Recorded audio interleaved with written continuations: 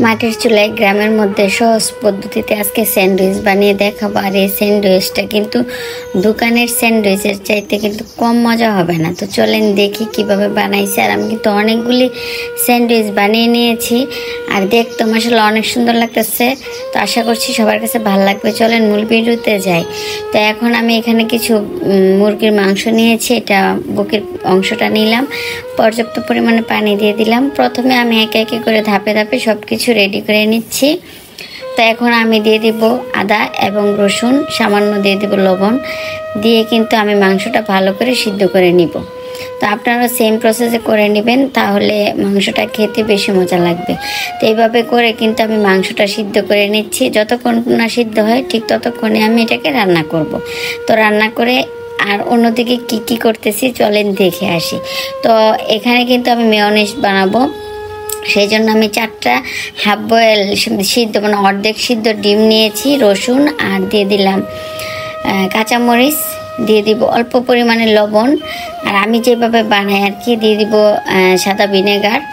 আপনারা চাইলে এখানে সাদা সরিষাটাও ব্যবহার করতে পারেন। দিয়ে দিব 1 প্যাকেট 10 টাকার গুঁড়া দুধের প্যাকেট একটা দিয়ে দিব, যেহেতু ডিম আমার 4টা। এখানে দিয়ে দিব আমি তেলটাও আমি আন্দাজ মতো দিয়েছি, আপনারা মেপেও দিতে পারেন, 3-4 টেবিল চামচ পরিমাণ দিলেই হবে। আজকে আমি কালো গোলমরিচ দিয়েছি, অন্য সময় সাদা গোলমরিচ দিয়ে আজকে কালো গোলমরিচ দিয়েছি। আর দিয়ে কিন্তু আমি মেয়োনিজটা করে নিব, একটু পরে আপনাদেরকে দেখাবো। আর এদিকে কিন্তু আমি মুরগির মাংসটা সিদ্ধ হয়ে গেছে, ছাড়িয়ে নিচ্ছি। এভাবে করে ছাড়িয়ে নিলে একদম মাংসটা পারফেক্ট ছাড়ানো হবে এবং জোড়া জোড়া হবে মাংসটা, মানে স্যান্ডউইচের মধ্যে খেতেও ভালো লাগবে, মুখে পড়বে। তো এভাবে করে কিন্তু আমি সবগুলি মাংস ছাড়িয়ে নিলাম। তো সেম প্রসেস আপনারা করে নেবেন, যারা না পারবেন হাতেও কিন্তু করে নিতে পারেন। তো এখন আমি চলে আসলাম রান্না করার জন্য। আর আমি কিন্তু বাইরে এই চুলাটা বানিয়ে নিয়েছি, আর এটা দেখতে অনেক সুন্দর লাগতেছে। তো আশা করছি আপনাদের এই গ্রামের মধ্যে আজকের এই ভিডিওটা ভালো লাগবে। তো এখন আমি দিয়ে দিব কিছু বাটার, আর এখানে আমি বাটারটা নিয়েছি কারণ বাটার দিয়ে করলে ভিতরের যে ময়েস্ট এটা খেতে ভালো লাগবে, মানে ভিতরে যে ইয়াটা পুরটা থাকবে এটা খেতে ভালো লাগবে।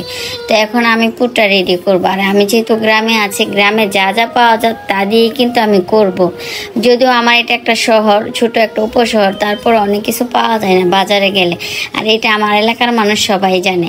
আমি এখানে কিন্তু নিয়েছি গাজর, পেঁয়াজ, টমেটো আর কিছু কাঁচামরিচ দিয়েছি। আর আমি নিয়েছি যে শসাটাকে একদম ছোট করে গ্রেট করে নিয়েছি, আমরা যেগুলি দিয়ে সালাদ কাটার, এটা দিয়ে আমি একদম চিকনটা দিয়ে গ্রেট করে নিয়েছি। তো আমি পেঁয়াজটা কিন্তু হালকা করে ভেজে নিব বাটারের মধ্যে, বেশি আমি লাল লাল করে ভাজবো না, এটা আপনারা ইচ্ছা মতো করতে পারেন।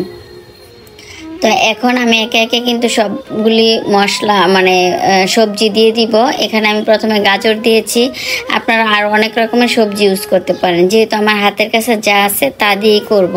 আলহামদুলিল্লাহ খেয়ে কিন্তু সবাই মজা বলেছে বা ভালো লেগেছে বলেছে। তো এখন এটাকে আমি কিছুক্ষণ ভেজে নিব, একদম পোড়া পোড়া করবো না। আমি স্বাদ মতো একটু লবণও দিয়ে দিলাম। এই পর্যায়ে আমি দিয়ে দিব কাঁচামরিচ, একদম মিহি করে কুচি করে নিয়েছি, যাতে একটু কামড় পড়লে মানে ভালো লাগে, ফ্লেভারটা আসে। তো অল্প একটুক্ষণ আমি ভেজে নিলাম, 1 মিনিটের মতো ভেজে কিন্তু আমি টমেটোটা দিয়ে দিলাম। আর টমেটো দেওয়াটা অপশনাল, আপনারা দিতেও পারেন, অন্য কোনো সবজিও অ্যাড করতে পারেন। আর দিয়ে দিলাম কালো গোলমরিচ, দিয়ে আমি কিছুক্ষণ এটাকে রান্না করে নিব। এই 2-3 মিনিটের মতো আমি এটাকে সটে করে নিব আর কি, যাতে একদম সিদ্ধ না হয়ে যায়, ওই প্রসেসে আমি রান্নাটা করব। তো আমি এখন এভাবে করে কিন্তু এই তো কাছে নিয়ে ক্যামেরাটা দেখিয়ে দিচ্ছি, আর দেখতে কিন্তু খুবই লোভনীয় লাগতেছে। তো আপনারা সেম করে নেবেন। এখানে যদি কিছু গ্রিন সবজি দেওয়া যাইতো তাহলে আরও বেশি ভালো লাগতো। তো এদিকে আমি যেহেতু বাইরে আসছি, একটু মাছই আমাকে বিরক্ত করতেছে, আর আমি কিন্তু সবজিটা ঢেলে দিলাম মুরগির সেই সিদ্ধ মাংসের মধ্যে। আর মাশাআল্লাহ দেখেন কতটা লোভনীয় লাগতেছে। আর আমি যে মেয়োনিজটা তৈরি করেছি এইটার অবস্থা দেখেন কতটা সুন্দর হয়েছে, আর কতটা ফ্লাফি এবং মজাদার হয়েছে, আপনারা চিন্তাই করতে পারবেন না। তো আমি কিন্তু ঘরে এভাবে মেয়োনিজ তৈরি করি। তো সবটা মেয়োনিজটি আমি এখানে ঢেলে দিয়ে দিব। আমি 4টা ডিম দিয়ে করে নিয়েছি, আপনারা কম বেশি করে নিতে পারেন। তো আমি সবটা মেয়োনিজ দেওয়ার পর আমি শসার গ্রেটটাও দিয়ে দিলাম, দিয়ে এখন ভালোভাবে মিক্সড করে নিব। আর এটা কিন্তু একদম সুন্দরভাবে মাখিয়ে নিতে হবে। আপনারা চাইলে হাত দিয়েও করতে পারেন গ্লাভস পরে, আমি একটা চামচের সাহায্যে মেখে নিয়েছি। তো এই পর্যায়ে কিন্তু মাখা আমার ডান হয়ে গেছে। এখন আমি স্যান্ডউইচটা বানানোর জন্য চলে যাব। তো আমি বাইরে কাজটা করতেছি। তো আমরা যে স্যান্ডউইচ ইয়াটা আনছি আর কি, এইটার চতুর্পাশটা কেটে ফেলে দিব, লাল অংশটা কেটে ফেলে দিব। এটা সহকারেও কিন্তু আপনারা স্যান্ডউইচ বানিয়ে খেতে পারেন। আর স্যান্ডউইচের ব্রেডটা কিন্তু আমি বাজার থেকে কিনে এনেছি, কারণ হাতে সময় কম ছিল। এই পর্যায়ে আমি দিয়ে দিব সে আমার পুরটা, স্যান্ডউইচের যে কিমা মাংসের, এটা আমি দিয়ে দিব। একটু বেশি বেশি করে দিবেন, খেতেও ভালো লাগবে। তো আমি কিন্তু বেশি করেই দিচ্ছি, সেমভাবে আপনারাও দিয়ে দিবেন। চাইলে এখানে আপনারা কিছু টমেটো সসও দিতে পারেন উপর দিয়ে, তাহলেও খেতে মজা লাগবে। তো আমি আর এটা দেই নাই, কারণ সস দিয়ে বা মেয়োনিজ দিয়ে ওরাও খেতে পছন্দ করে। আর আমি কিন্তু আমার বাচ্চাদের জন্য এটা বানিয়েছি। ঘরের খাবার সবসময় বেটার আমি মনে করি, কারণ এখানে তেমন একটা প্রিজারভেটিভ দেওয়া থাকে না। তো আমি কিন্তু বানিয়ে এখন কেটে নিব। তো এভাবে করে আপনারাও কেটে নেবেন ছুরির সাহায্যে। আর দেখতেও মাশাআল্লাহ দেখেন কতটা সুন্দর হয়েছে। আর আশা করছি এইভাবে আপনারা দেখে কিন্তু বাসায় ট্রাই করতে পারবেন, যারা একদমই রান্নাবান্না কম করতে পারেন। তো যাই হোক, আমি একে একে আমি সবগুলি বানিয়ে নিব। এই তো দেখেন আমি কিন্তু অনেকগুলি বানিয়ে নিচ্ছি, আরও বানাবো, কারণ আমার আরও অনেক কিমা রয়েছে। তো যাই হোক, এখন আমি ওভেন নাই যেহেতু, আমি বাটার দিয়ে একটু একটু করে ছেঁকে নিব, তাহলে খেতে আরও বেশি মজা লাগবে।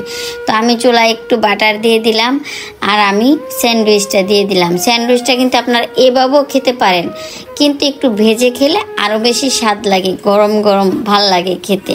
আর এতটাই সফট হয়েছে দেখেন, ধরার সাথে সাথেই কিন্তু নরম হয়ে যায় এই অবস্থা। তো এইভাবে কিন্তু আমি সবগুলি স্যান্ডউইচ বানিয়ে নিয়েছি এবং আমরা সবাই মজা করে খেয়েছি। তো অনেকে ভিডিওর সামনে আসতে চায় না, সেজন্য কিন্তু আমি করিনি।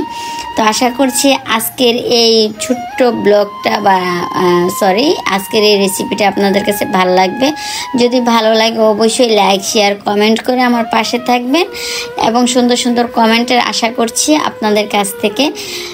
সবাই সুস্থ থাকেন, ভালো থাকেন, বরাবরই আমার চ্যানেলের পাশে থাকেন। আর যারা এখনও সাবস্ক্রাইব করেন নাই, দয়া করে সাবস্ক্রাইব করে পাশে থাকবেন।